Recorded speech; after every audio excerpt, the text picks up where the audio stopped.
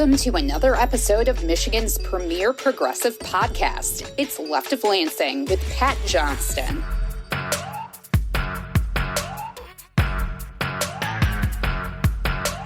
A progressive and populist insight into Michigan's political and cultural world.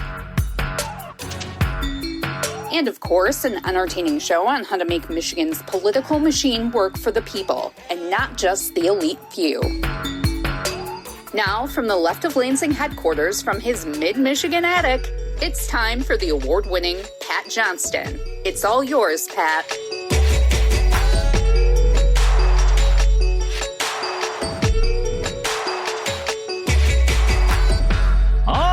Yeah! Welcome to another edition of Michigan's premier progressive podcast. I am Pat Johnston, and coming up here in a few moments, I'll be talking with another progressive Michigan Democrat running against another well-financed establishment Democrat. Aisha Farooqi is running for the 11th District, which contains most of the lower portion of Oakland County, and she's an immigrant who obtained her citizenship, worked hard, and has made it her life's work to provide a voice for those who can't afford high-priced lobbyists or consultants to speak for them. She's also advocating a populist, progressive, working-class, pro-America First agenda by vowing to be a vote against the Trump regime's war on Iran and also to be a vote blocking arms sales to the right-wing genocidal Israeli government. Plus, she's a big fighter for Medicare for all. So Aisha Farooqi will join us here in just a few moments. You know, there's so much I want to talk about with so little time, but I just needed to highlight this story because it's something that shows you where, MAGA Michigan Republican priorities really are, and it's sick. Both the MAGA State House and the Democratic majority in the state Senate are working on their yearly budget. State law says that the budgets must be finalized by June 30th, but as we saw last year, of course, that's not always the case, especially with MAGA man baby Matt Hall as the House Speaker. Well, Catherine Daly from Michigan Advance, my favorite publication on Michigan politics, reported last week how MAGA Republicans on the House Appropriations Subcommittee on Higher Education and Community Colleges voted last week to slash over 62% of the state's funding for both Michigan State University and the University of Michigan in Ann Arbor. 62%. As Ms. Daly says, the bill overall would cut 7.5% from the state's higher education budget, around $175 million. Because at a time when Michigan is getting older and isn't keeping enough young people here or attracting some younger people here, or is cutting down on the number of foreign students in higher education here thanks to the Trump regime, I guess it makes perfect sense to further gut higher education spending right now, of course. Thereby making it unaffordable for working-class Michiganders to obtain a degree, which studies still show that despite the higher cost of higher education nowadays, those with degrees still, on average, earn more than those without. And when we are experiencing such a massive brain drain here in the state, I'm not sure how cutting higher education budgets while refusing to make higher education affordable is an America First agenda or even a Michigan First agenda. Now, I do have, if you don't mind, I have a little conspiracy theory on why MAGA Republicans who work for the Epstein class are so determined to gut higher education and also make higher education more unaffordable. I think it's to stop the working class, or the idiot rabble as they view us, from being able to attend college so that the only ones who can go to school are the only ones who can afford it. Kind of like how they view healthcare in America. Those who can't afford it, so what? Work more hours. Work 2 jobs. It's your fault.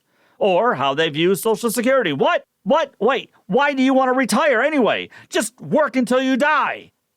You don't need to retire. Work until you die. I mean, the Epstein class, and especially the billionaire tech bro fascists, would really love America to act like those factory workers in Fritz Lang's Metropolis. You remember that? Where everyone just rotates blindly from the factory to bed, from bed back to the factory, and they just keep on doing it, keep on rotating, just one after the other, and they keep doing it until we all die. Work till death! Work till death! Work till death! I mean, that's their slogan. I think that is the MAGA slogan, right? But I digress. So, MAGA Michigan House Republicans are proposing massive cuts to our state's universities. Now, what is the main motivation here? Well, again, it's to cut off the American working class from the chance to obtain a higher education degree. But how are MAGA Republicans going to present it? By attacking the ultra-popular and the ultra-successful RxKids program. Man-Baby House Speaker Matt Hall says the cuts are needed because, you see, Michigan State University acts as a sponsor for the RxKids program, and he wants to punish MSU for that. And Dr. Mona Hanna, who's the founder and director of RxKids, is an associate dean of public health at MSU. Ooh, that really gets under Matt Hall's skin. RxKids, which is something that I've covered here quite extensively here on the show over the last 2 years or so, is a public-private direct cash assistance program for expecting moms, and then also for the baby's first 6 to 12 months. As Laura Kane, a spokesperson for Michigan State University, wrote in a statement to Michigan Advance, she said nearly 3/4, 74%, of mothers report spending their RxKids support on baby supplies such as diapers and formula, as well as on food, rent, and utilities. I mean, the program has been a direct success for infants and their working class parents, not to mention to the local communities in which they live. Why? Because they're spending that money at stores in those communities. RxKids started in Flint and has now moved across the state, where it covers urban areas and rural areas like the entire Upper Peninsula and across the lower part of the state, including Kalamazoo and Benton Harbor. And Detroit Mayor Mary Sheffield recently announced that the city would be part of the program. And as I've covered here recently, even the billionaire-backed DeVos Family Mackinac Center announced its support for RxKids by saying it cuts down on wasteful middlemen to pass out money and keep up with paperwork. The Mackinac Center likes it because it just gives the money directly to the parents. It trusts the parents, which, in their eyes is better than government bureaucracy. Hey, whatever it takes, welcome aboard. But Matt Hall and MAGA Republicans are not only trying to punish the working class. They're not only trying to punish working class Michiganders by gutting the program, they're trying to punish MSU for sponsoring it. Think about that. I mean, that is mental. I guess they'd rather that money be spent on giving DTE more tax breaks? Of course, yes. That's got to be the answer. Matt Hall calls RxKids a complete scam, which is strange considering even a few of his MAGA Republican colleagues in the House are in favor of RxKids since it's helping their districts. I just told you about how it's available everywhere in the UP. Matt Hall claims that moms are just taking the money and using it for drugs and alcohol. But I guess, Matt, it would be okay if they use that money for betting, like when you lost $73,000 on sports betting. Look, I just have to say, if you've got that kind of money to throw around, Matt, how do you really know? How do you really know what it's like to be a working class Michigander? Because I'm going to tell you, I'm going to probably say 80% of working class Michiganders can't just lose $73,000 on sports betting. Or at least they don't have the funds to lose $73,000 on sports betting and continue living a comfortable life. It must be nice, Matt. Nice life you've got there. But even more, Matt Hall, of course, goes on the MAGA racism route when he claims that RxKids is nothing but a scam to draw money to undocumented citizens. There's no evidence of widespread abuse, but that's not the point. Is there some money going to an undocumented family? Hey, you know what? Perhaps. But the child will be born here and thereby is an American. Besides, Matt Hall and MAGA Republicans, what would Jesus do? These are people who are living in your communities. Why not help them? It benefits everyone. But Matt Hall and MAGA Republicans are proposing a $20 million cut to RxKids in their budget, and they are proposing a major cut for MSU since MSU is serving as a sponsor to RxKids. Michigan MAGA Republicans aren't pro-worker, they're not pro-Michigan First, and they're definitely not America First. They are pro-Epstein class, they are pro-corruption, just like their dear leader. leftoflansing@gmail.com is how you can contact me, or you can contact me on my socials or on the Left of Lansing Patreon page as well. So, we had a crazy Michigan Democratic Party endorsement convention over the weekend, and before we go over some of the results here later on, I have to play this clip that's gone viral featuring New Jersey corporate Democratic Senator Cory Booker, who spoke at the Michigan Women's Democratic Caucus fundraiser during the weekend. And please listen to this because, it fired me up a bit. After our primaries and Hillary Clinton was our nominee, there was some people, not all people, not even most people, some people said, well, I don't like her. I don't agree with everything she says. I saw it with Kamala Harris.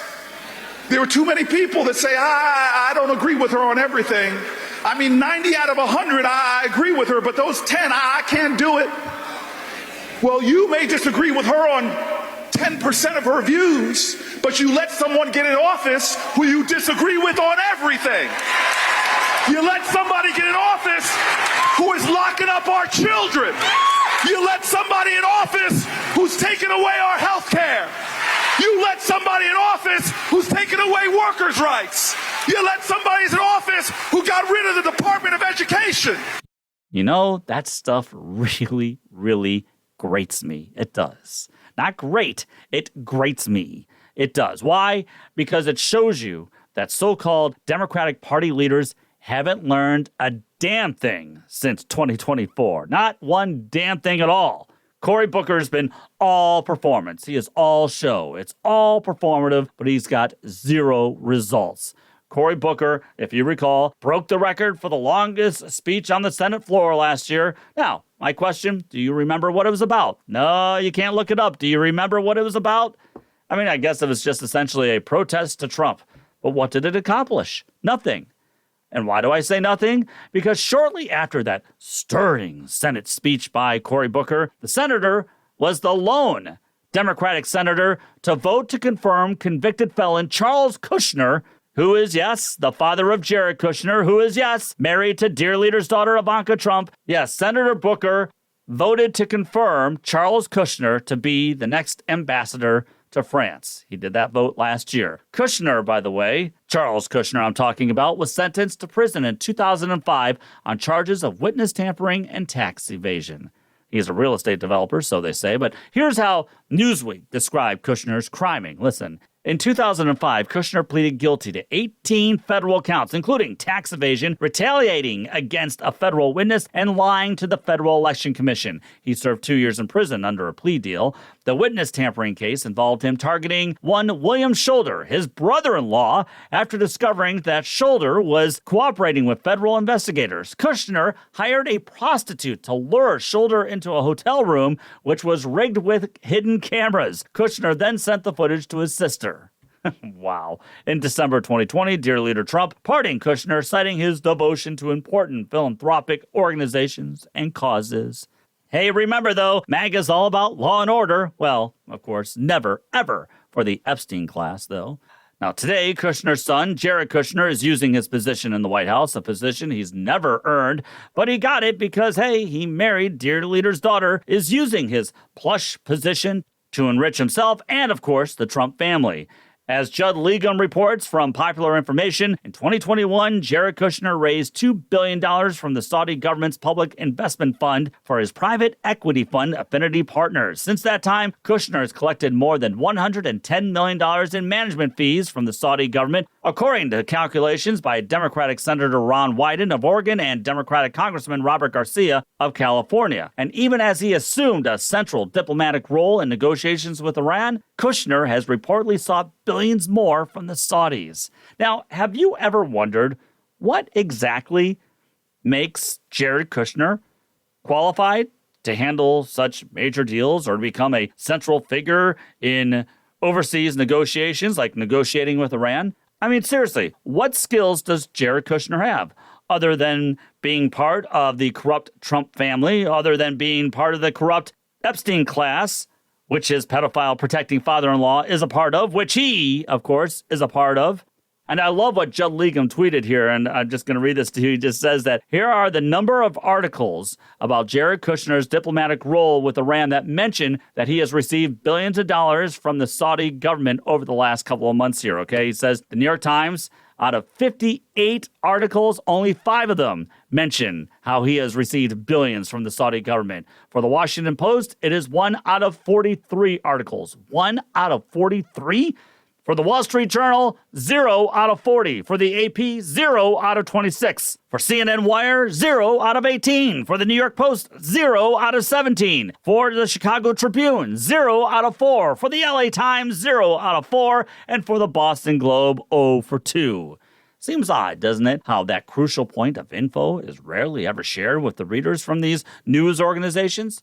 Especially since we've read numerous stories over how the Saudi prince lobbied dear leader to start a war in Iran, not to mention how we know for damn sure that Israel's maniac-in-chief, Bibi Netanyahu, also lobbied dear leader to start a war in Iran. Yet, Democratic Senator Cory Booker was the only Senate Democrat to vote in favor of the head of this family of corruption to represent the U.S. and France? Really? I mean, certainly there had to be at least one billionaire or millionaire Trump-loving clown who didn't have a criminal record who could have been the ambassador, right? Or, maybe not. I guess not. But Democratic Senator Cory Booker, who claimed to be on the front line of the resistance, everyone, groveled and okayed Kushner's dad to serve in France. It's always just about performance. It's always performative when it comes to establishment Democrats. So, fast forward to the Michigan Democratic Endorsement Convention over the weekend, and Cory Booker has the temerity. He really does, has the temerity to point his finger, shake his finger, and shame those voters for refusing to back Kamala Harris because they only agree with Harris 90% of the time.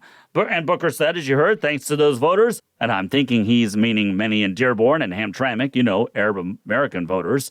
Booker says that they are to blame for allowing children to be locked up. They are to blame for people losing their health care. I mean, again, the establishment Democratic Party still is not learning its lesson, still doesn't learn the lesson from 2024 whatsoever. Because as Cory Booker just illustrated, he's always talking about what Republicans took away. But when will Cory Booker ever talk about something that Democrats want to create themselves? He is just like all of those other establishment Democrats who just want to stick around so that way they can protect things. But they never want to propose things that actually better the lives of the working class. Now, I'm not the first one to point this out, but I believe it was Cory Booker who refused to endorse Zohran Mamdani for New York City mayor because, well, I guess it's because Cory Booker didn't like that Zohran wanted to make rich New Yorkers pay a little more in taxes. And of course, some of those people who work in New York live in New Jersey. But Cory Booker wouldn't stand on stage with Zohran Mamdani. For all of his vote for blue no matter who blabber, Cory Booker didn't live by his own words when it came to Zohran Mamdani, who destroyed the New York establishment Democratic Party's choice of disgraced former Governor Andrew Cuomo. But hey, there was Cory Booker shaking his finger, talking down to those who maybe didn't vote for Kamala Harris because they disagreed with her 10% of the time, yet at the same time, he couldn't endorse Zohran Mamdani, who I'm guessing that he agrees with at least, 75% of the time. What a hypocrite. But that was just the kicker to that weekend in Detroit, because what followed on Sunday was a telling moment for establishment Democrats and a telling moment for the progressive movement, which I will talk about more in this week's Last Call. Coming up in a moment, Aisha Farooqi, Democratic candidate for Michigan's 11th District, will talk with me. You're listening to LOL.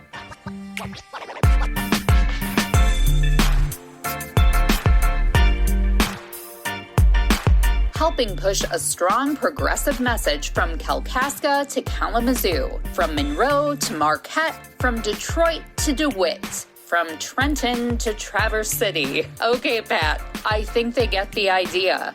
It's Left of Lansing with Pat Johnston. Show archives are available wherever you're listening to the show. Left of Lansing is now on Patreon. You can check out a complete archive of the show and other stellar content Pat doesn't share on the show. Visit patreon.com/Left of Lansing. Become a member for free. And check out Left of Lansing on YouTube as well. Now, here's Pat Johnston.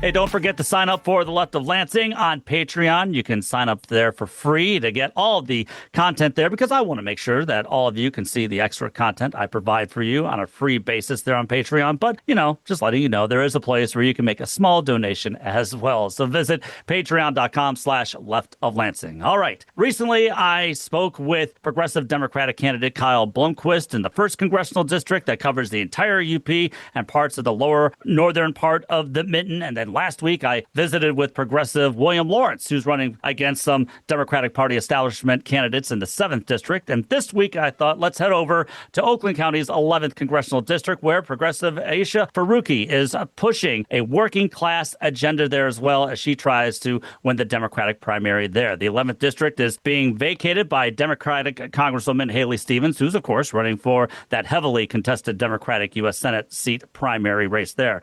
Ms. Farooqi's campaign is focused focused on strengthening workers' rights in order to strengthen the working class. And she's also focusing on combating the Trump regime's corrupt authoritarianism on behalf of representing the Epstein class. So Aisha Farooqi, thanks so much for talking with us on Michigan's premier progressive podcast. I greatly, greatly appreciate it. Thank you, Pat. I appreciate you having me. Hey, not to get into the heavy stuff here at the start, but, so far I'm seeing all kinds of numbers, but they're kind of bouncing around a little bit, but I'm seeing around $30 to $40 billion have been spent so far on Trump's and the right-wing Israeli government's war on Iran. And we've got an American president promising, as he said last week, to wipe out Iran's civilization, which, includes the people of Iran that we're supposedly liberating. So, Ms. Farooqi, what do you make of Trump and MAGA Republicans who push for this war while a majority of Americans are against it? Well, first of all, Pat, as you know, I think this is a distraction, right? It's a distraction from the Epstein files. It appears that the president is a pedophile and he had a very close relationship with Epstein. And so to me, all of this is a distraction. And it is heartbreaking because we can't bring freedom to our own country, but we want to bring freedom to other parts of the world. The fact that so many members of our community are struggling with their basic needs. Folks can't afford to buy groceries. I've had conversations with individuals and they've told me, we have to decide whether we're going to pay for our prescription or pay for groceries. I've spoken with single moms who've told me they work 3 jobs so that they can feed their kids, but they often go to bed hungry. There are young people who are concerned about not being able to ever afford a home. It's a dream that seems impossible to reach for so many people. You've got folks who are just working multiple jobs just to make ends meet. So the fact that we're investing billions of dollars at the behest of a foreign leader, it's crazy to me. You heard in my introduction there probably how I talked about how I interviewed some other fellow Michigan progressive congressional candidates, one from northern Michigan and then one a little bit west of where you are. But they're all running what I would say on unabashedly a real America First agenda. Absolutely. Where we won't spend money on a genocide against Palestinian people in Gaza or this war in Iran, and instead, reinvesting in working class Michiganders. And it sounds like that's exactly the kind of track that you want to take. Absolutely. Why should our taxpayer dollars be used to bomb children in schools and hospitals? Why are we not using our money to take care of our own community? I have a friend who told me recently that she's currently uninsured because her husband has cancer. And it's more important that he is insured so they can pay the $50,000 shots he needs to survive. You're telling me that in one of the wealthiest countries in the world that's acceptable? It is not. We need Medicare for all. We need to make sure that our own communities are taken care of, that working families in Michigan and the United States of America are taken care of. I'm not sure why we're so focused on fighting Israel's wars and allowing a genocide to take place in Gaza. Real quick question. If, you're in Congress, would you vote against Trump's call to increase the defense budget by some $1.5 trillion?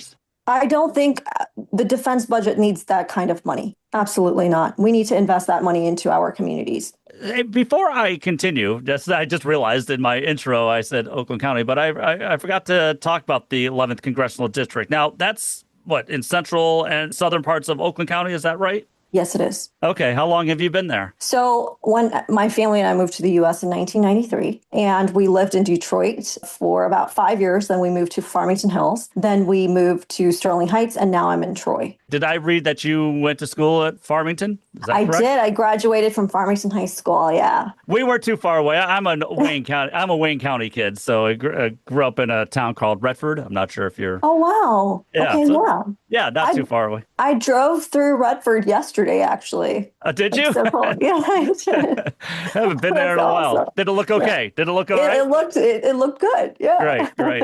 And where'd you get your law degree? I attended University of Detroit Mercy. Okay. What did you want to concentrate on? So I was interested in family law and I was interested in doing family-based immigration, and I did both. And afterwards, I started my own law firm and, worked in various fields. But my goal initially was to be a family law attorney. And I did spend some time as a family law attorney. Okay, Ms. Farooqi. So then I take it that advocacy work was something that you always wanted to do. You knew that's where your life was headed? Yeah, absolutely. I think I decided to become an attorney because I saw that there were certain communities that often were being left behind and they didn't feel that their voices were being heard or they just didn't feel seen. And so it was important for me as an attorney to make sure that members of marginalized communities who often didn't have representation or they didn't know where to go to have someone advocate on their behalf, that they have attorneys who are going to be willing to look out for them and fight on their behalf. So that was really important for me. And after I started my own law firm, there were cases that I took where I was helping women who were survivors of domestic violence and, in abusive relationships, and they were going through divorces. When I started working as a legal aid attorney, we were helping individuals who were on the verge of losing their homes. And so yeah, there was always this aspect of wanting to help the underdog. And maybe it's because when I was a kid, I felt like an underdog. And I've always felt that every individual deserves to have legal representation. These were the areas that I was interested in. All right, then you always wanted to be a representative for those who couldn't really afford anybody else to be a voice for them. You kind of wanted to be a voice for the voiceless? I will say, I think everyone has a voice, but I think oftentimes people sometimes need someone to help amplify their voices. And I think that was really important for me because when I was a child, I was very quiet and I was very shy. I was very reserved. and then I had like some teachers who really would try to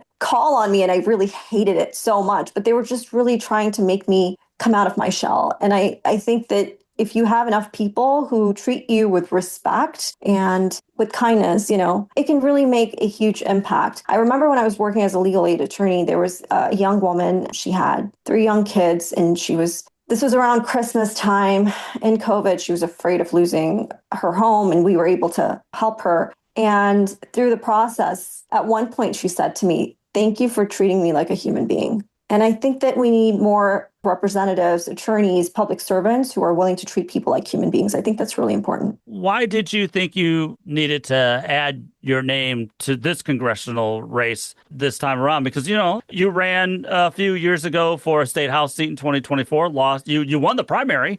But you lost the tough Won the race. primary and the general election in Oakland County. Lost the general election in Macomb. Yes. Yeah, that's right. And so losing because you lost a tough race there. What did you learn from that race, and what lessons did you learn there that you want to bring to this one? So I'll begin answering the first question, which was what really inspired me to run for this specific seat.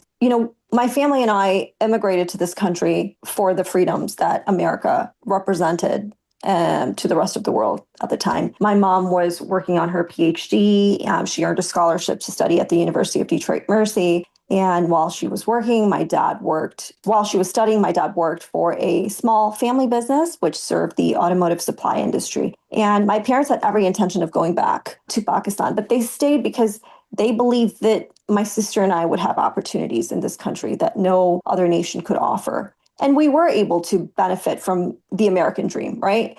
But what has become apparent to us, to my sister and I, to me, is that the American dream no longer exists. And there are certain communities that have never really been able to reap the benefits of the American dream. And now more than ever, you really see people struggling, everyday people struggling. But another thing that really inspired me to run was my parents have lived under an authoritarian regime. And they've made comments like, "Oh my God, people are being disappeared. American citizens are being killed by masked ICE agents." And just watching our country descend into authoritarianism, I think that is what really inspired me to run for office for this specific seat. What I have learned from running in the past is how similar each and every one of us is and how our struggles are the same. I think working families, irrespective of which city they reside in, what their background is, we have the same struggles, we have the same dreams, we have the same hopes.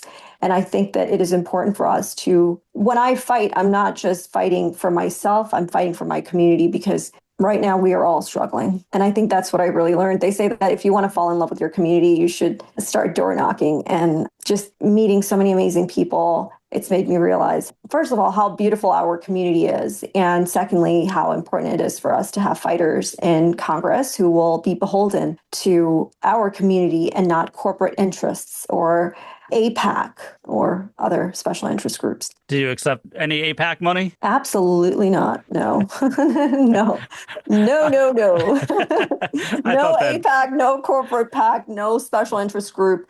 Cool. I want to serve my community. I'm not interested. No, absolutely not. Just a couple more minutes here with you real quick. What are you hearing out as you're talking to some of the voters in your district? What is really on the top of their minds right now? I think, you sort of alluded to affordability. Oh, huge, huge. People are just like, rent is too high. Utility bills, way too high. A lot of folks are also concerned about healthcare. So many individuals are like, we have medical debt. And I think democracy being under threat.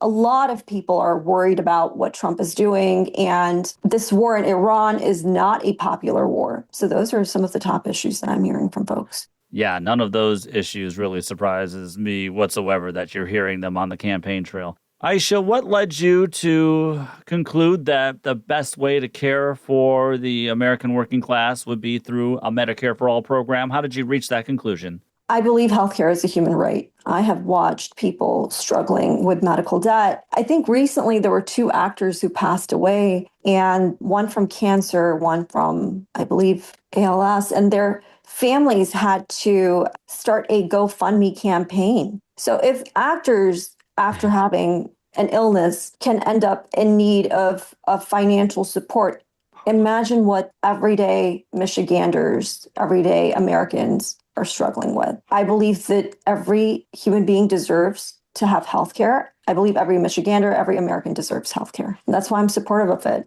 I have friends who have told me they haven't gone to the doctor in time. They weren't able to go to the doctor in time just because they were afraid of how much they would have to pay. And then over time, their condition got worse. I just don't think that in the richest country in the world, that's acceptable. You brought up how you've heard some concerns about the future of our democracy here. Aisha, do you think that some leadership figures in the Democratic Party, in D.C. are spineless? Yeah. Yes, I do. I think they need to fight for the American people and not for the corporate interests or AIPAC. The fact that so many of our representatives are beholden to Israel I'm disappointed in them as a Democrat. And I think that we need leaders who are going to fight for working families and not for foreign leaders, not for corporate interests, not for AIPAC. So that's essentially then, I'm guessing, why you decided to get into the race, because you thought the Democratic candidates who are already there are not doing a good job voicing those concerns, opposing AIPAC, and essentially showing a spine in this face of the Trump regime authoritarianism that we are living in right now? That is correct. I think we need people who have actual lived experiences. They know what it's like to struggle. So one thing that I think makes me really care about these issues is because I've experienced some of them. I mentioned that my family and I lived in Detroit when we first moved to the US, and I attended Detroit public schools. And I'm so grateful for the experiences I've had and the friends I was able to make. But during one semester, we didn't have textbooks. And my teacher, Mr. White, made copies of the lesson plans, paying out of his own pocket. And I remember even as a child thinking, we live in the greatest nation in the world, but we can't afford textbooks. And so after we left Detroit, we moved to Farmington Hills. I graduated from Farmington High School, and you really see the socioeconomic disparities. And I think if there are more individuals who understand what it's like to not have school textbooks during a semester, who know what it's like to have medical debt, who know what it's like to have friends who are struggling with financial concerns and are having to decide whether they're going to buy groceries or if they're going to pay for that prescription that they really need, then you're going to have a representative who's going to think about the community they're representing and not about who gave them the largest check or, which special interest group took them on a vacation to the Bahamas, right? That is one thing that really motivated me to run, because I think we need more people who understand the struggles of everyday Americans. All right. Well, how can people learn more about your campaign, donate, and volunteer? They can visit my website. It is aishaforcongress.com. A as in apple, I as in indigo, S as in Sam, H as in Harry, A as in apple. F as in Frank, O-R, AishaForCongress.com. And they can also visit our Instagram page, Aisha, AISHA _FOR_Congress. Any support that we can get, we would appreciate, because we're trying to build a very grassroots movement. That's what I love most about your candidacy. Yeah, it is a grassroots movement. Thank you, Aisha Farooqi, thank you so much for lending your compassionate and working class voice to this race. I'd love to have you on once more here, maybe in the early summer, to talk more about your campaign and what's happening, and especially before the August primary, if that's okay with you. Oh, I would love that. Thank you, Pat. I appreciate you having me. Thank you. A working class voice for the working class. It's Left of Lansing with Pat Johnston. If you'd like to tell Pat what you think of the show and maybe even congratulate him for providing podcasting excellence, oh brother, email him at leftoflansing@gmail.com. If you have an idea for a guest or a topic for a future show, email him at leftoflansing@gmail.com. We'd like to thank you for listening and for helping spread the progressive message in the Mitten State and beyond. Now, here's Pat Johnston.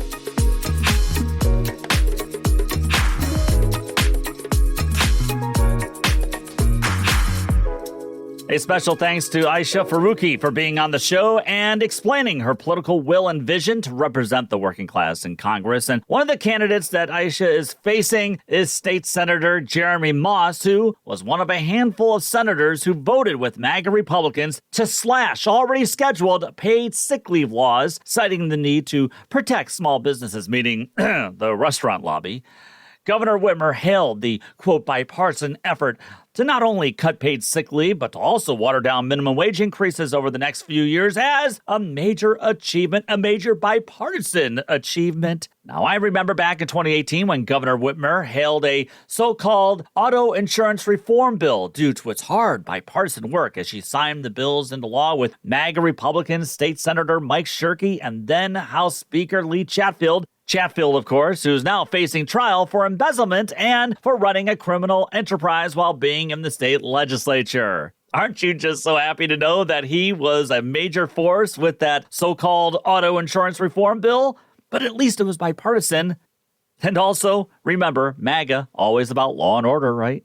Meanwhile, that so-called auto reform bill didn't bring any real savings, and it's left many who've been seriously injured in car accidents without any long-term care or insurance. But hey, the insurance lobby made out, and in the end, isn't serving corporate interest above the working class's interest what working in Lansing is all about? Look, I'm sorry, but whenever I hear bipartisan bills, I get awfully suspicious because in my head, I hear corporate bills, especially in D.C. and Lansing. Even more, State Senator Jeremy Moss is very pro-Israel and used the recent anti-Semitic attack on that West Bloomfield Saginaw and school a few weeks ago as a way to attack essentially anyone who criticizes Israel. I mean, think about that statement for a moment. People like Jeremy Moss are equating those of us who are critical of Israel's terrorist and genocidal regime with those who are true anti-Semites like that West Bloomfield Saginaw attacker. And while that attacker lost families from Israel's bombs in Lebanon, which further shows the violent and terroristic nature of Israel's right-wing government, the attacker didn't choose to be constructive and peacefully protest our country's aiding and abetting of such terrorism. No, the attacker chose to cause harm to children in a school and thereby lump together anyone of the Jewish faith with Israel's right-wing government, and that is anti-Semitism. But those who refuse to acknowledge how the actions that Israel's government has perpetrated on Palestinians and now the Lebanese is identical to what the Nazis did to the Jews. Israel's right-wing government has completely lost the meaning, to quote Harrison Ford in one of my favorite movies, Witness. Now, Jeremy Moss said in a statement on Holocaust Remembrance Day on the state Senate floor that both political parties have an anti-Semitism problem with candidates, podcasters, and influencers on either extremes benefiting from trafficking anti-Semitism. He says we must listen to Jewish voices in peril before it's too late. Well, Jeremy, a majority of Jewish Americans oppose Israel's genocidal actions. I mean, to lump in those of us on the left with real anti-Semites on the right, some of whom have wined and dined with dear leader Trump, is simply unconscionable, it's abhorrent, and it's gross.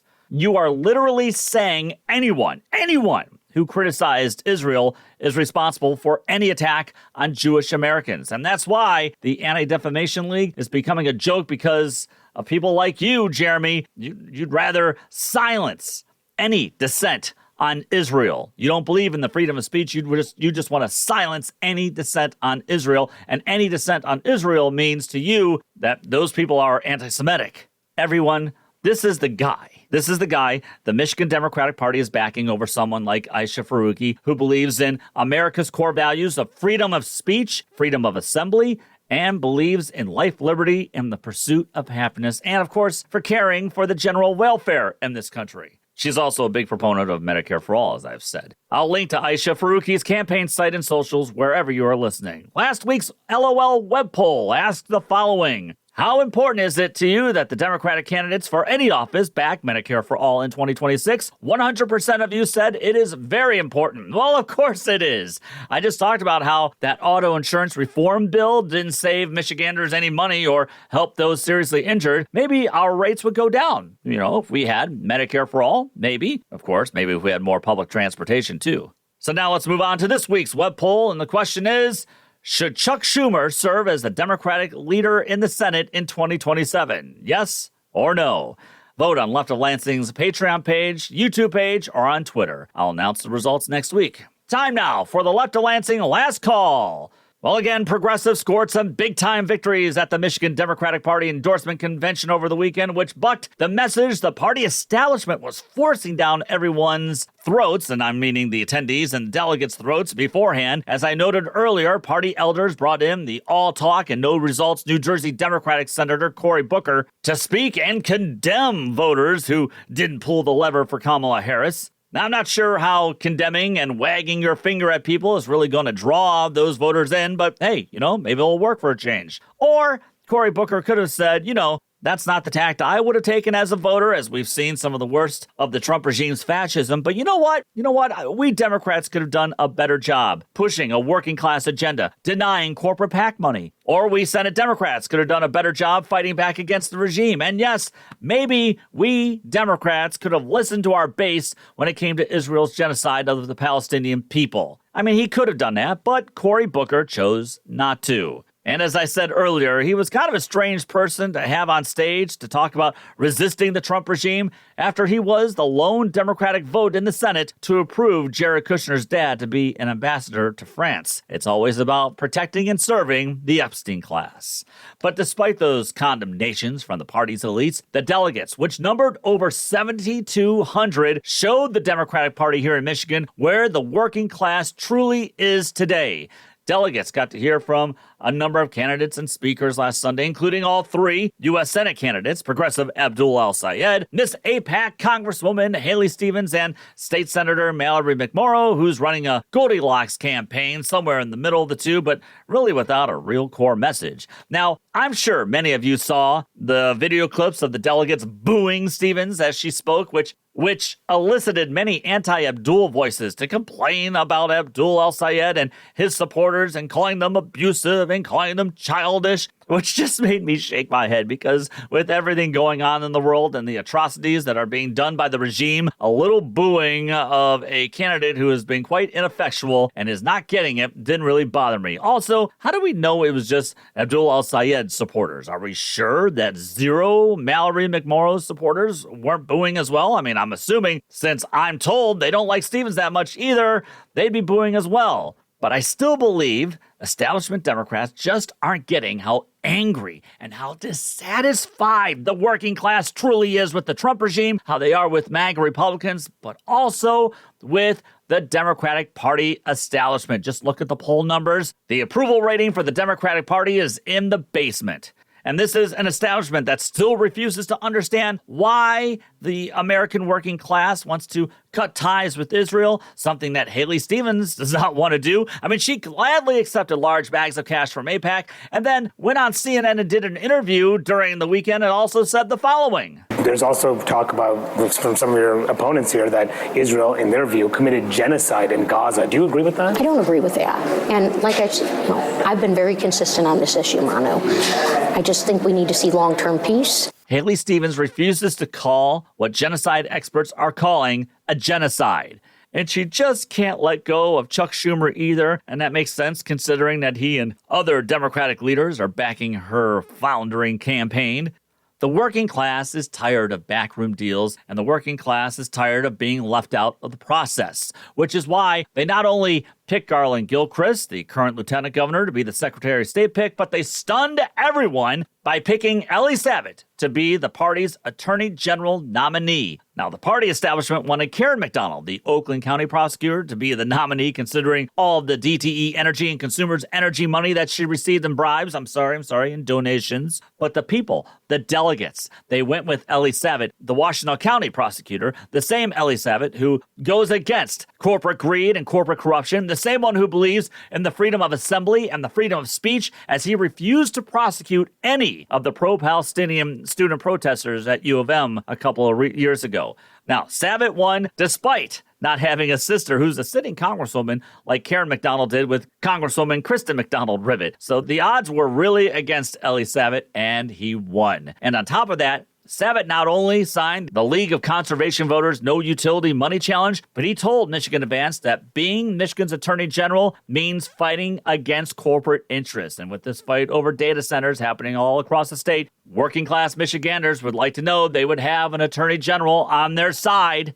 Meanwhile, progressives scored another big victory on the day as University of Michigan Board of Regents board member Jordan Acker was ousted by delegates in favor of civil rights lawyer Amir Maklid. Now, Jordan Acker caved in to the Trump regime's war on DEI, and Jordan Acker backed harsh penalties for pro-Palestinian protesters, if you recall. And when poll after poll after poll shows both Democratic-based voters and independent voters becoming more and more negative on Israel, I don't know, but to me it just seems like Jordan Acker and other pro-Israel types, yeah, maybe they're the ones on the extreme, and they are not taking the moderate position anymore. And let's not forget how The Guardian recently uncovered some texts by Mr. Acker showing how he allegedly sent some texts containing sexually explicit words about a fellow Michigan Democrat and a student protester.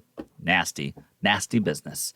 Now, as I talked about in my Monday musing, many so-called moderates and MAGA Republicans joined hand in hand to cry out how they saw nothing but antisemitism at the Michigan Democratic Convention. Why? Because Jordan Acker, the man who was fine with U of M hiring undercover agents to spy on pro-Palestinian protesters, because that clown lost. And they're saying, oh my God, there's nothing but anti-Semites in the Democratic Party. But yet they remain silent about Ellie Savitt, who is Jewish, who won the Attorney General nomination.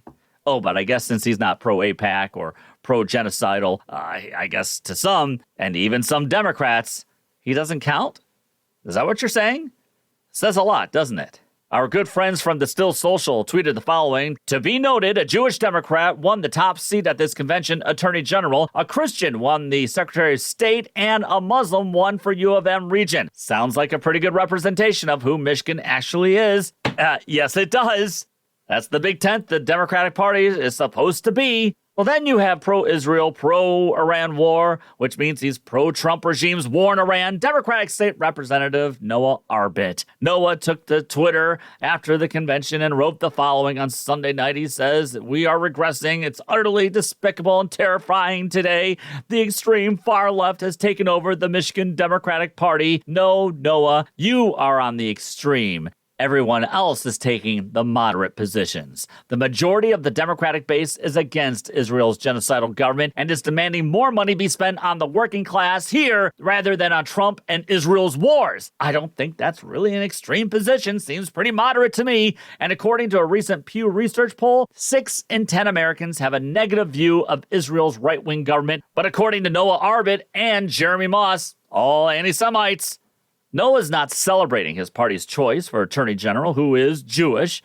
At a time when affordability is a top concern, just remember, Noah voted with MAGA to slash the state's scheduled paid sick leave. I mean, it's just sad how Michigan Democrats have radicals like Noah Arbit representing management over workers. It's sad that Michigan Democrats have someone like Noah Arbit saying that he really sticks up for the working class when he's really in Lansing to stand up for the corporate class. We need to primary people. We need to primary Democrats like Noah Arbit, who take more glee in attacking their own side, who take more glee in attacking the working class than they do attacking the fascist Trump regime. The working class is finished. They are done with these kinds of Democrats who tell us that the Trump regime, God, they're just so awful. Yet, at the same time, they turn around and work with them in efforts to punish the working class and to trample on our First Amendment rights. It's unreal just how much the Democratic Party establishment isn't getting it.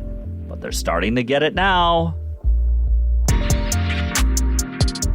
You're listening to Left of Lansing. Music for the show and everything else on Left of Lansing is provided by Wanderbeats. To hear the latest project and complete music archives, check out Space Leopard on your favorite streaming site or subscribe to Space Leopard on YouTube. Now, back to our favorite progressive voice in Michigan. It's Pat Johnston.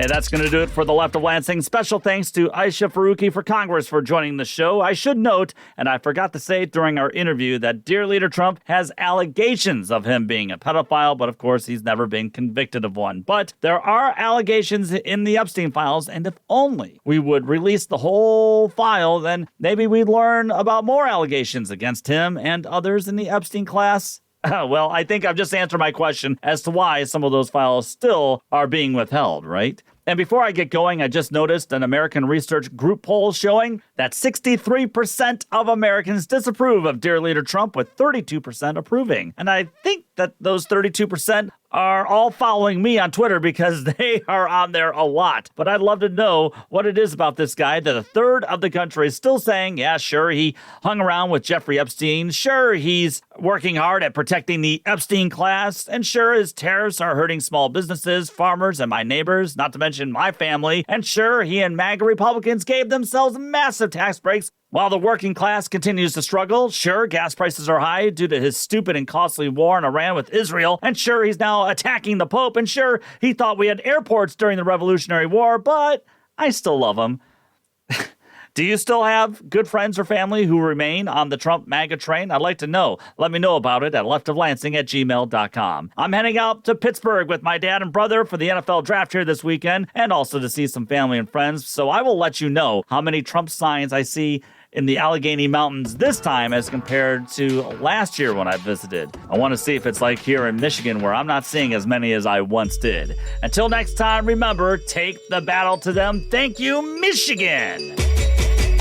You've been listening to Left of Lansing with Pat Johnston. Left of Lansing was produced by Pat Johnston, brainstormed by Pat Johnston, researched by Pat Johnston, written by Pat Johnston, edited by Pat Johnston, and yes, hosted by Pat Johnston. Technical assistance by Dr. Heather. Thanks to our good friend Rich for website assistance, and thanks to our good friend Kirsten for the awesome podcast logo. We thank Audio Boom for publishing the podcast every week. Visit leftoflansing.com for more news and information. Thanks again for listening to Michigan's premier progressive podcast, and we'll talk with you again next week.